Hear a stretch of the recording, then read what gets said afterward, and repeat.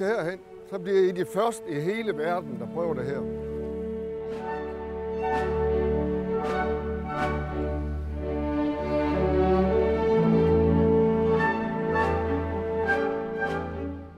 Det er plantet af sting, det der. Altså alle, det er en masse solister, verdenssolister, der er plantet her. Det der er plantet af sting, det ved I, hvem der er. Ja. Og nu får I lov som den første i hele verden at trykke på knappen.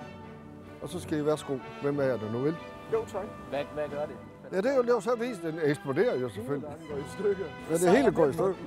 Så. Det er heldigt, det der. Hvad siger du så? Det er fedt. Det er fedt. Vi talte jo om, at vi vil udvide vores park og komme med en ny idé. Og nu har I så som det første set vores nye idé. Så består I, at vi laver det, der hedder syngende træer.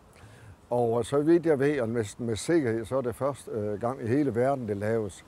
Og det består i, at man kan gå hen til et træ, plantet af en bestemt kunstner, så kan man trykke på en lille grøn knap, og så kommer der en melodi ud af den pågældende kunstner har sunget.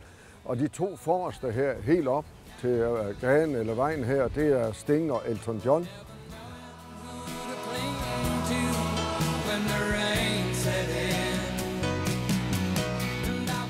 Og bagved her, så kommer der 7 andre, så vi får desværre kun 9 med musik i, fordi vi kan ikke fylde hele parken, så bliver det jo galt med plads til andre ting.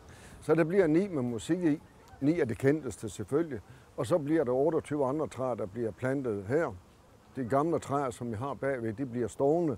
De fleste af dem, vi har tyndet godt ud inden, sådan at der bliver mere plads til dem også. Og så er der jo en hel del i overskud. Cirka 40 træer vil så blive plantet ud forhåbentlig om næste sommer, om et år, sådan at der også er plads til dem. Her bliver altså kun 39 stykker nu, bliver det ikke plads til. Så vi håber jo, at det her det bliver en turistattraktion, for det er for at folk også kommer ikke bare fra byen, men måske fra hele landet, ja, fra udlandet, for at se det her, det nye system med, at man kan lige trykke på en knap, og så får man dejlig gratis musik. Der bliver jo ikke nogen kæmpe. Der er allerede begyndt at kigge nogen.